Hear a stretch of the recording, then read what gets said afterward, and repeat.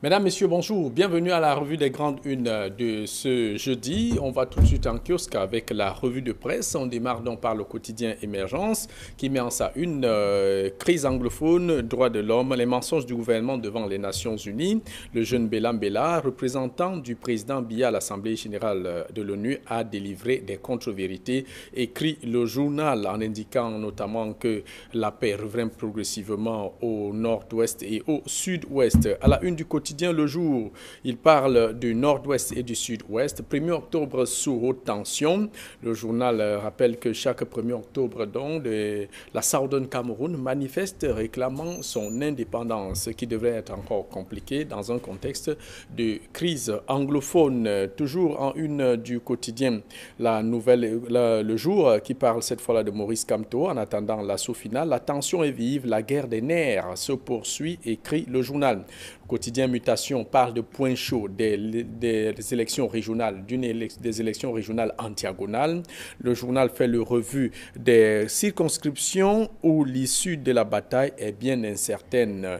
Le journal parle aussi d'Hubert Kamgen. Hubert Kamgen, un panafricaniste, s'éteint. Son combat, c'était l'éradication du franc CFA et il a rendu l'âme hier. Le quotidien Le Messager met en sa une contentieux. Mbombo Njoya et la République fait cafoute au mépris de l'application de la sentence du tribunal arbitral du sport en faveur de la Ligue de football professionnel du Cameroun et New Star. L'instance fêtière du football camerounais défie l'autorité du ministre des Sports qui a d'ailleurs tenté de mettre sur pied un groupe de travail ministériel pour essayer de réconcilier les deux parties. Entre-temps, les championnats sont à l'arrêt. La préoccupation est donc ailleurs. Le journal Diapason parle de grand dialogue national, réalité un an après. La grande messe s'est tenue au palais des congrès de Yaoundé le 30 septembre au 4 octobre 2019. Depuis cette date à ce jour, des faits et non-dits ont laissé des marques dont votre journal fait le bilan. En tout cas, c'est à découvrir dans les colonnes du journal Diapason. Le quotidien Cameroun Tribune qui parle aussi du grand dialogue national, du grand dialogue national, de nombreuses avancées enregistrées, promulgation de la loi portant code général des collectivités territoriales décentralisées, accordant un statut spécial aux régions du nord-ouest et du sud-ouest, promulgation de la loi portant promotion des langues officielles, adoption du plan présidentiel de reconstruction des deux régions, convocation des collèges électoraux en vue d'élection des conseillers régionaux, libération du nombre de détenus sont entre autres des résultats enregistrés depuis la fin des travaux le 4 octobre 2019. Le journal vous invite donc à lire son focus de la page 6 à la page 12. On finit donc avec le quotidien La Nouvelle Expression qui met en sa une barreau du Cameroun quand les avocats sont coincés entre violations systématiques des droits les plus élémentaires de leurs clients et les obstacles infranchissables que les éléments de force de l'ordre et la justice ne cessent d'opposer. Le rôle de l'avocat semble désormais facultatif dans le système judiciaire, notamment en matière de défense des droits de l'homme. Un malheur, indique le journal, pour un état de droit. Voilà pour ce qui est donc de la revue de presse, de la revue des journaux parus en kiosque, quelques journaux parus en kiosque ce matin. Place à présent avec nos invités du jeudi que vous connaissez déjà très bien. Camille Nélé, le doyen de la presse, il est déjà là. Bonjour Camille, bienvenue à la revue des grandes unes, évidemment avec l'actualité qui vous a marqué. Jean-Paul Julien, bonjour et bon retour des congés. Je suppose que vous êtes très bien reposé et vous nous avez manqué ici pendant les quelques jours. Ah, c'est difficile de se reposer lorsqu'on est enseignant ou journaliste. Bien entendu, enseignant et même journaliste tout court, parce qu'un journaliste ne se repose jamais. Voilà. Bonjour Guillaume Fongan, bonjour téléspectateurs d'Equinox Télévision. Moi, le fait qui m'a marqué, continue à marquer et qui me marque depuis longtemps, c'est cette espèce d'entêtement de l'Église catholique à toujours souffler sur les braises, c'est-à-dire que rien n'est fait dans le sud-ouest et le nord-ouest, rien n'est fait à prendre position dans une histoire où cette congrégation devrait plutôt tenir compte de la réalité du Cameroun. Et la réalité du Cameroun, c'est quoi? La réalité du Cameroun, ce n'est pas seulement la guerre civile qu'il y a au nord-ouest, où des Camerounais ont pris des armes contre le Cameroun, mais il y a aussi deux autres guerres asymétriques aussi qui se passent au Cameroun en même temps. la guerre qui se passe dans l'Adamawa, qui est très très grave. C'est un nouveau front. Hein, ce n'est pas un nouveau front, c'est un front qui est là depuis très longtemps et qui perdure. Venant des assaillants venant du Nigeria. Non, de Centrafrique et de bandes armées. Parce qu'il y a aussi le Faro, il y a aussi le département du Faro et des... C'est à cause donc que c'est des groupes armés qui attaquent le Cameroun, qui attaquent les villageois, qui pillent les populations, qui kidnappent les populations, qui exigent des rançons, qui volent le bétail et qui créent des villages qui sont complètement désertés. Il y a de l'autre côté, le Boko Haram, du côté de l'extrême nord, où le même phénomène, où des gens venus du Nigeria attaquent le Cameroun tous les jours, brûlent des villages, égorgent des gens, emportent des bétails et font que les gens désertent leur village. Ces trois crises, le Cameroun les gère en même temps. Il n'y a pas que le Nozo, mais il y a ces deux autres crises qui sont d'une gravité extrême. Mais j'ai l'impression que les gens seulement les yeux tournent vers le Nozo uniquement, alors que le Cameroun vit un triple drame guerrier et sécuritaire. Moi, je pense qu'il faut que les uns et les autres comprennent que gérer un pays, c'est pas seulement aboyer, mais seulement tenir compte des réalités qui sont sur le terrain. Et ces réalités font que le Cameroun aujourd'hui s'épuise dans la tentative du maintien de la paix ou bien de la sécurisation des personnes et des biens dans trois grands blocs dans ce pays aujourd'hui. On y reviendra d'ailleurs, Camille. Les Guillaume Fongan, bonjour et bienvenue à la revue des Grandes Unes. Vous avez décidé de casser un peu le temps aujourd'hui, là. Oui. En fin de semaine, il faut baisser la pression. Il faut baisser un peu la pression. Donc, bonjour Jean-Paul et bonjour aux nombreuses populations et aux sympathiques populations de Banga qui prennent du plaisir à regarder la revue des unes qualitatives qui paraissent au Cameroun, au 237. Peut-être qu'il faut commencer par dire que j'ai été... je me suis réjoui de la nomination d'Alexis Oué comme directeur de la communication à la Confédération africaine de football. Voilà, donc un autre Camerounais, le très esthète et sémillant Alexis Oué qui va occuper cette fonction-là. On est très heureux pour lui. Notre challenge. Voilà, et on est très heureux pour le Cameroun. Non, moi j'ai été davantage marqué par ces jours-ci. Par une espèce de solidarité agissante qu'il y a autour des partis politiques après ce que subit le MRC. Je pense à la sortie de l'honorable Jean-Michel Nitieux qui s'indignait de ce que le professeur Maurice Kamto est séquestré chez lui depuis plusieurs jours. Donc il appelait d'ailleurs à la fin de cette séquestration-là qu'on puisse le libérer. Donc il y a le CPP également qui est monté au créneau. Je pense qu'il est important qu'on ait une opposition qui de plus en plus fasse chorus sur des problématiques d'intérêt général. Donc je vais saluer cette approche-là, ce type d'opposition, l'opposition telle qu'on voudrait l'avoir, telle qu'on souhaiterait l'avoir pour inverser le rapport de force et faire bouger les lignes. Donc il est plus qu'urgent aujourd'hui que les Camerounais se ressaisissent et que on a l'impression que les Camerounais ont perdu leur capacité d'indignation. Et ce type d'attitude, de réaction, de mobilisation nous reconforte dans l'idée selon laquelle tous les Camerounais n'ont pas perdu leur capacité d'indignation et qu'il n'est pas totalement irrationnel qu'un individu soit séquestré chez lui seulement parce qu'il a demandé au départ du président, alors que on va pas... vous êtes sans ignorer que par exemple aujourd'hui en Guinée, l'opposition s'est mobilisée pour dire non à Alpha Condé. Aux États-Unis, on a dit non à Donald Trump, personne n'a été interpellé pour ça. Donc c'est bien qu'il y ait cet esprit de corps autour de ce type de mouvement fédérateur et qu'il y ait cette solidarité agissante de l'opposition. Guillaume Fonga, vous parlez du manque d'indignation des Camerounais. On voit souvent, lorsqu'il y a un accident de la circulation, le porter secours. Ils prennent des photos pour mettre sur Facebook. Non, ils ont perdu pour la plupart leur capacité d'indignation. Voilà, Camille Nélé, entrons avec cette une du quotidien et émergence. Évidemment, ça a un trait avec le grand dialogue national dont le ministre des Relations extérieures, le jeune Bélan Béla, parlant au nom du président de la République à la tribune des Nations Unies, a indiqué qu'il y a un certain nombre d'actions qui sont menées pour un retour à la paix dans le nord-ouest et le sud-ouest. Le quotidien émergent trouve que ce sont des contre-vérités. Il y a la Bamenda Provincial Ecclesiastic Conference qui a fait aussi une sortie pour appeler à la libération de tous les détenus de la crise anglophone, exiger un cessez-le-feu. Camille, au bout d'un an de ce dialogue, est-ce que, selon vous, Que peut-on retenir de ce qui a été fait et qui n'a pas été fait? Je pense que la question est pertinente. Au bout d'un an, un an après le grand dialogue national, effectivement, beaucoup, au lendemain de cette grande messe nationale, beaucoup se seraient attendus à ce que les choses aillent très vite. Et malheureusement, les choses vont à une vitesse qui ne semble pas satisfaire beaucoup. Mais ce qui ne veut pas dire que rien n'est fait. Ce qui ne veut pas dire que beaucoup de démarches ne sont pas faites aussi bien dans l'ombre que de façon pertinente pour que les choses puissent avancer. Notamment, vous avez vu par exemple toutes les avancées qui ont été faites au niveau de la création des DDR. Vous avez vu tout ce qui a été fait. Il y a même eu une tentative, celle-là,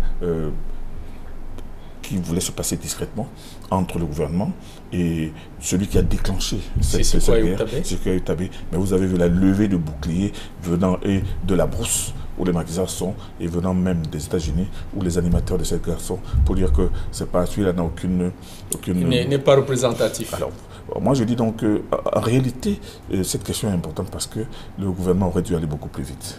Le gouvernement aurait dû aller beaucoup plus vite, c'est-à-dire que essayer de... Il y a quand même 90 milliards qui a été mis à disposition pour la reconstruction aussi. Effectivement, il y a la construction, il y a la reconstruction du Nozo. Et n'oubliez pas ce que cette guerre coûte chaque jour à l'État du Cameroun. Je dis chaque jour.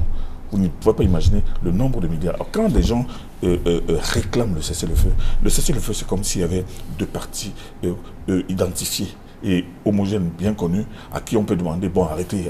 Non, on ne peut pas. C'est-à-dire, ce qui se passe dans le Nozo aujourd'hui, c'est une guerre asymétrique où l'ennemi en face, vous ne le connaissez même pas. Et là, l'ennemi vient de sortir d'un village où c'était planqué, il sort, il vous attaque, il disparaît. Donc, ce qui veut dire que qu'on cesse un peu de faire croire que déclamer le cessez-le-feu va se faire en un tour de cuillère à peau. Non, en réalité, je ne pense pas que le Cameroun souhaite que cette guerre continue.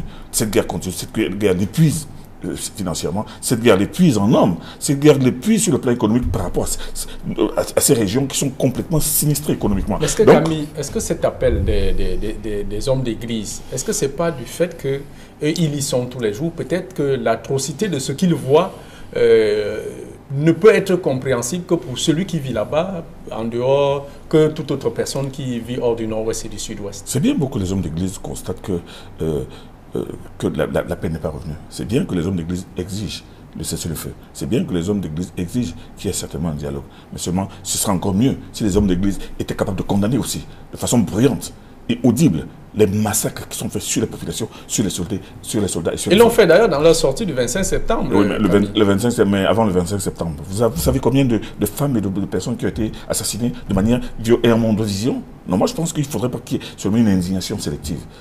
Est-ce que ce n'est pas par peur aussi? On se rappelle aussi qu'il y a des hommes d'église qui ont été enlevés, torturés. Est-ce que ce n'est pas par peur? Oui, est-ce que ce n'est pas par peur de... Non, les hommes d'église ont peur de se faire tuer par les ambassadeurs. C'est pour ça qu'ils ne dénoncent pas ce qu'ils font. Non, attendez, Jean-Claude, soyons sérieux. En dénonçant, ça résoudrait le problème, Camille? En dénonçant, ça permettrait au monde entier de comprendre que l'église s'émeut de ces crimes. Et ça, c'est tout à fait normal. Ce qui se passe n'est pas un film. Ce qui se passe, ce n'est pas seulement une histoire, on va dire aux gens, attendez, venez, arrêtez ça. Non. C'est-à-dire que la guerre asymétrique qui est au nord-ouest, pour qu'il y ait un cessez-le-feu tel que les gens le souhaitent et tel que tout le monde le souhaite. Il faut une implication de tous. Il faudrait une bonne forme de tous. Il faudrait un engagement de tous. Et cet engagement, ça ne devrait pas seulement être du côté du gouvernement. Le gouvernement, lui, c'est pas lui qui déclenche la guerre, c'est pas lui qui va attaquer les gens. C'est des gens sortis de brousse et planqués qui attaquent les gens, qui brûlent. Au nom de quoi? Au nom d'un pays qu'ils veulent être à eux. Alors, vous pensez donc que le gouvernement, lui, quel est le gouvernement qui est disposé un jour à lâcher une partie de son pays en disant que, bon, ok, prenez votre pays, foutez le camp? Non, moi je pense que l'histoire de la guerre de Nozo, il faut arrêter de la caricaturer.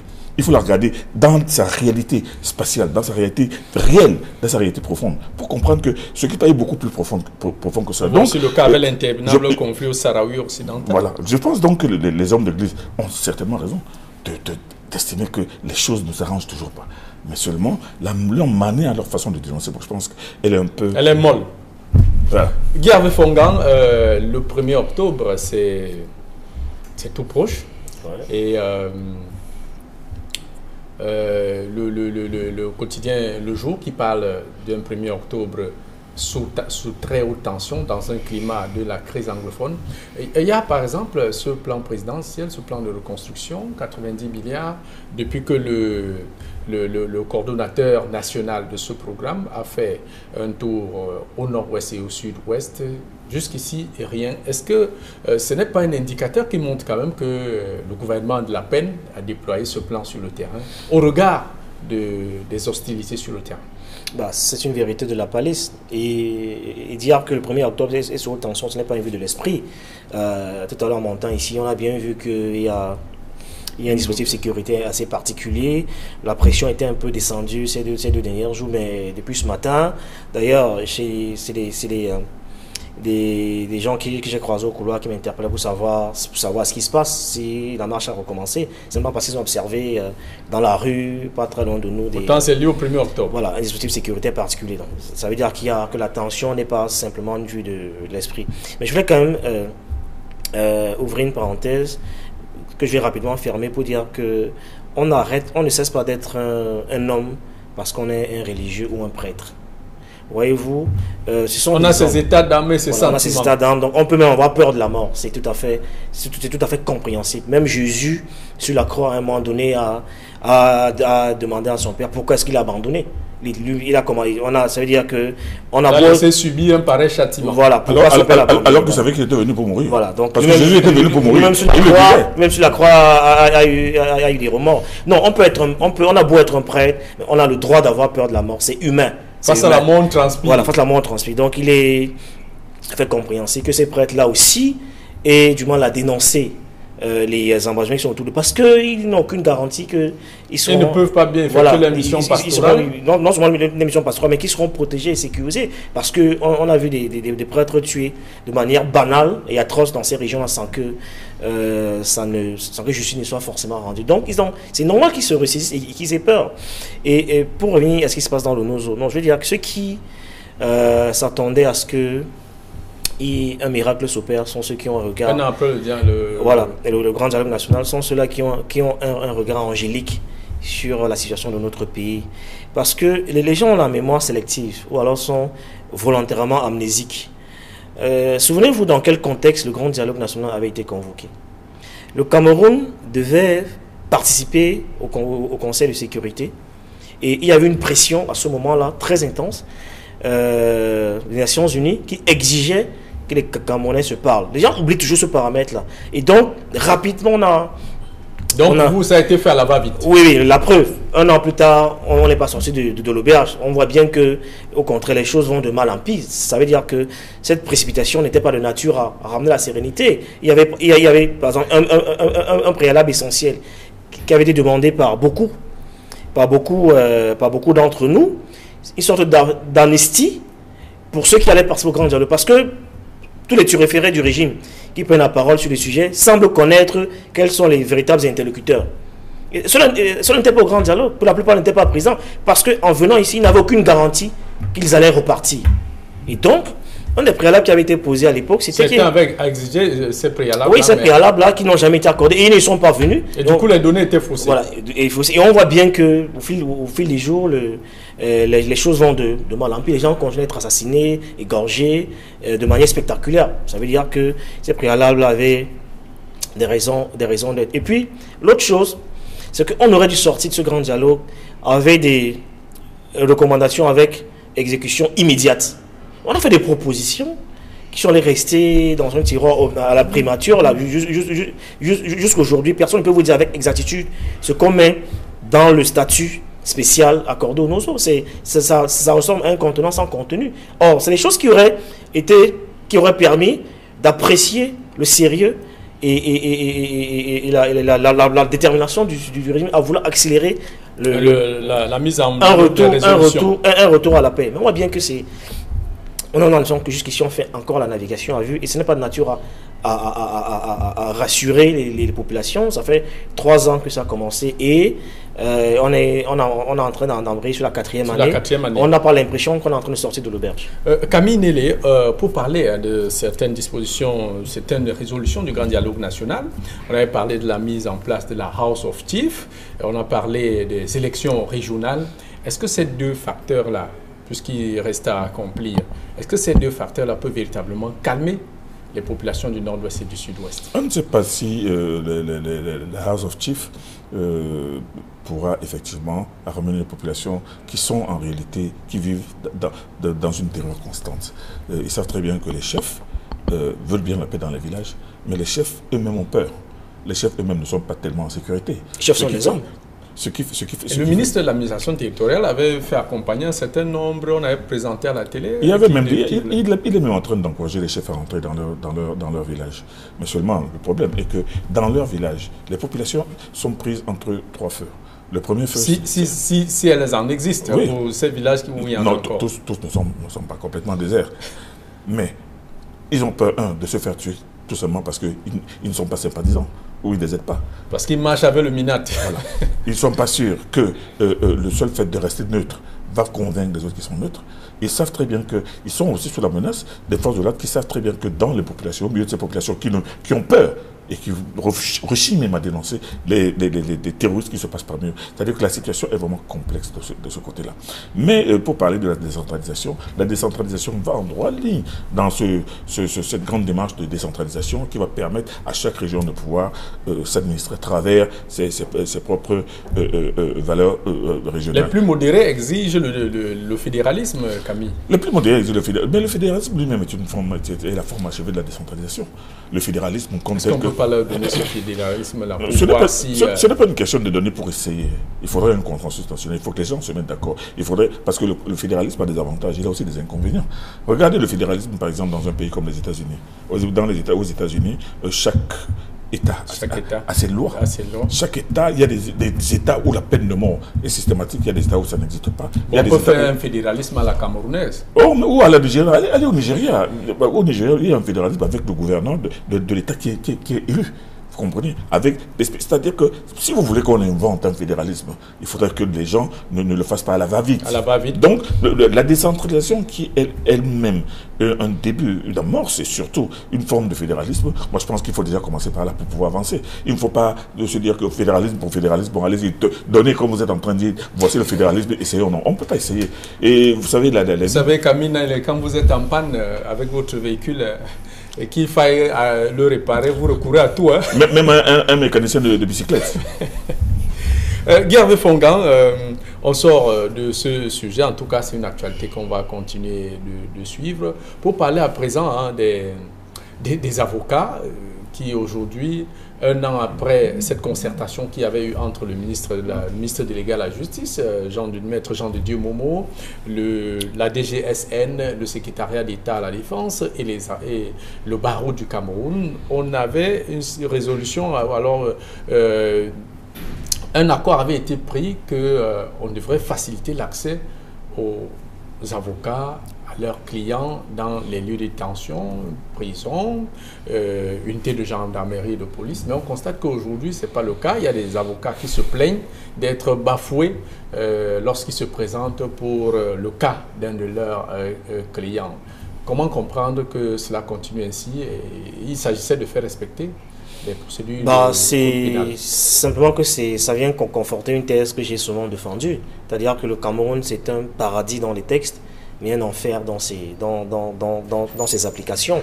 Parce qu'on était tous d'accord qu'on devait, enfin, du moins le gouvernement était d'accord qu'on devait créer les conditions pour faciliter le travail des avocats. Or, le blocage est observé aujourd'hui, parce que quand vous écoutez l'excellent article rédigé par le doyen David Nourou, qui nous relate un certain nombre de faits que nous connaissons, que nous savions déjà, ou bien que les avocats, par exemple, se plaignent de ce qu'ils n'ont même pas accès à leurs clients qui sont en détention et parfois eux-mêmes sont très souvent brutalisés, ce qui n'est pas une vue de l'esprit. Souvenez-vous, parce que les gens ont une amnésie sélective, que la fameuse crise anglophone commence avec une marche des avocats qui avait été brutalisée et ce qui était, j'allais dire, à mon sens, un symbole qu'on venait de briser et de détruire.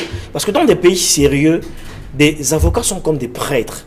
C'est des gens à qui on ne les touche pas facilement. Ils sont, voilà, ils sont vénérés, ils sont respectés, ils sont à la limite adulés. Et donc vous vous souvenez que c'est au début de la crise anglophone, vous savez comment il marche les avocats quand ils demandaient simplement qu'on puisse traduire le code Loada en anglais. Ils avaient été brutalisés à cette époque-là. Et on a semblé banaliser cette situation à cette époque-là. Je ne suis pas surpris qu'aujourd'hui, les décisions qui avaient été prises de commun accord ne soient respectées par personne. Parce que quand ça avait commencé ici, les gens ont banalisé en disant que c'était un acte banal. Aujourd'hui, je pense qu'il faut simplement que les gens se mobilisent davantage pour que l'état de droit soit restauré. On a l'impression qu'on a reculé. Tout ce qu'on a eu comme acquis depuis les années 90, on est en train de reculer aujourd'hui de 30 ans quasiment. Et ce n'est pas de nature à permettre à celui qui est censé entrer dans l'histoire, c'est-à-dire le président Paul Biya, qui voulait qu'on retienne de lui, alors qu'il voudrait, parce qu'il est encore là, celui qui a apporté la démocratie et la postérité. En cet état, l'état de droit recule. Cet état de droit qui recule, à l'allure où vont les choses, il risquerait de ne plus le faire entrer dans l'histoire, s'il n'en est pas déjà sorti. Camille Nélé, peut-être je ne veux pas vous poser la question directement sur le travail des avocats qui est un peu coincé, mais on va faire le lien avec le cas des 2 personnes détenues. On va prendre le cas de Charles Metouk, dont parle le quotidien La Nouvelle Expression. Il avait été interpellé et condamné à 15 ans de prison pour détournement de 180 millions de francs CFA. La loi les textes du TCS qui disent que après remise du corps restriction du corps du délit, le détenu devait être libéré. Ben, jusqu'aujourd'hui, ce n'est pas le cas. Est-ce que ce n'est pas là une preuve patente de ce que les avocats aujourd'hui, les avocats de Charles Metouk doivent être bien au dépourvu? La question est d'importance. La question est d'importance et moi je dis que je me suis toujours... Ce n'est qu'un cas parmi tant d'autres. Parmi tant d'autres, je me suis toujours insurgé contre la mollesse de la justice et parfois même la cécité volontaire de l'État, de la justice du Cameroun face à certaines situations.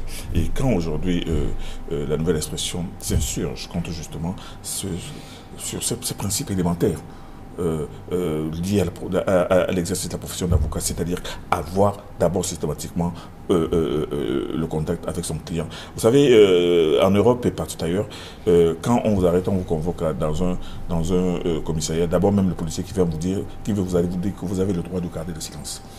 Et maintenant, quand vous arrivez, vous dites que je ne parlerai qu'en présence de mon avocat. Tant que votre avocat n'est pas là, si vous ne parlez pas, rien ne bouge. Rien ne bouge. Donc, ça veut dire que la fonction d'avocat est sacrée. Et au Cameroun, tout le monde le sait, aussi bien les autorités judiciaires que policières, mais rien n'est jamais fait complètement. Parce que ça ne veut pas dire qu'il n'y a pas des avocats qui ont accès à leurs clients, il n'y a pas des avocats qui réussissent à tirer leurs clients de situation. Peut-être c'est en fonction d'une certaine puissance et force de frappe de l'avocat. Non. Pourquoi je n'irai pas citer les aides, mais je dis que en réalité, cette vérité-là est là. C'est-à-dire que les avocats ont toujours des problèmes pour entrer en possession de tous leurs instruments pour pouvoir défendre valablement le client. Ça, c'est clair.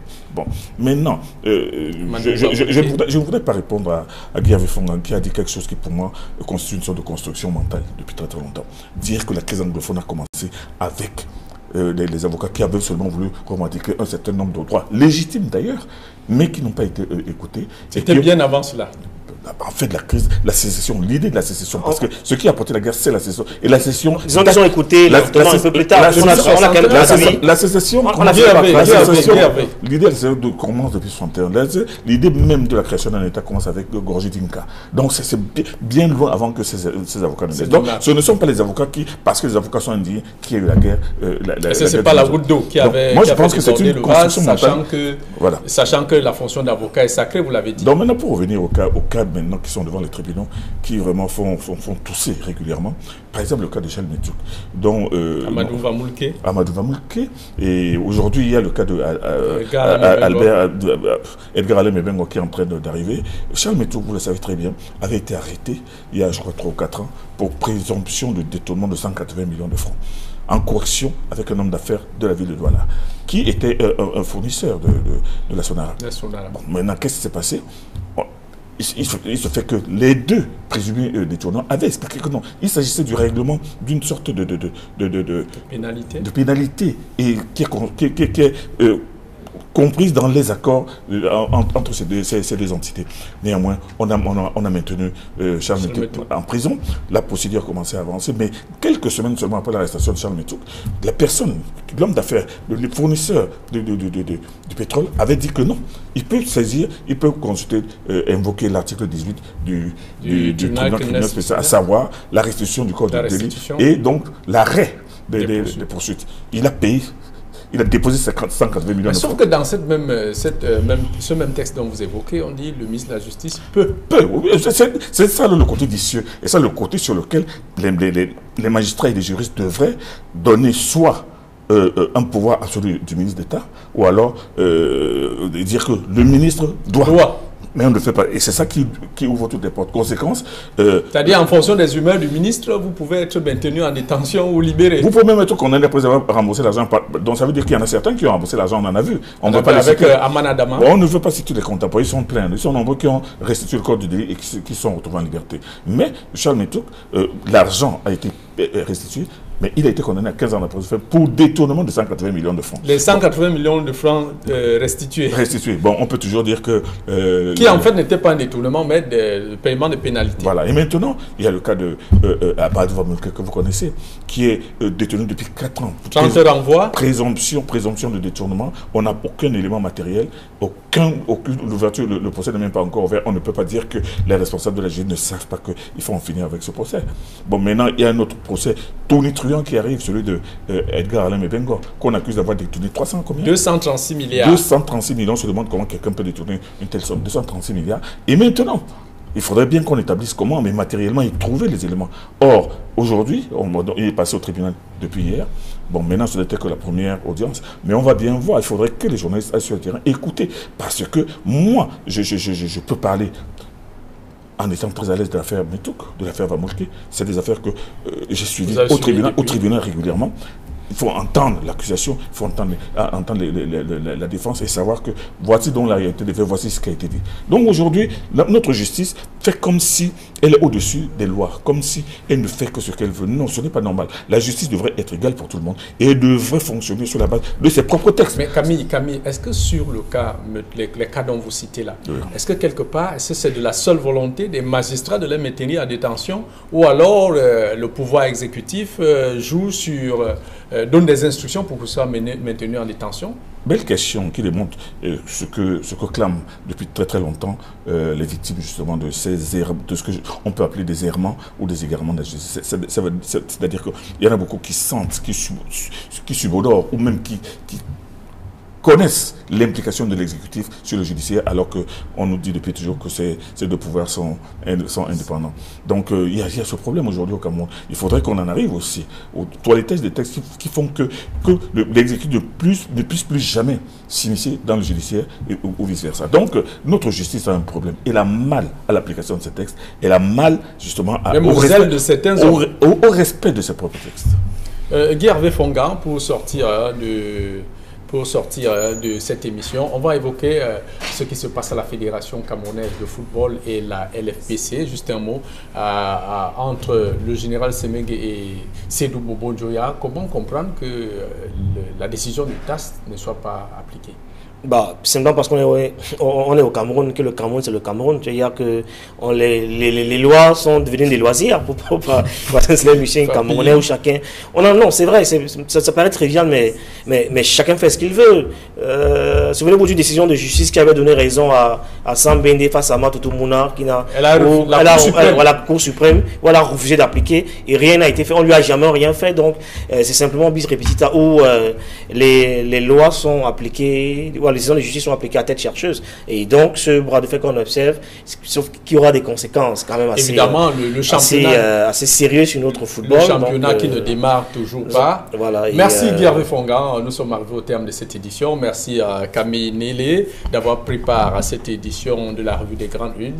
Mesdames, Messieurs, restez scotchés sur les programmes d'Equinox Télévision avec 10-12 de Zénith qui démarre dans quelques instants.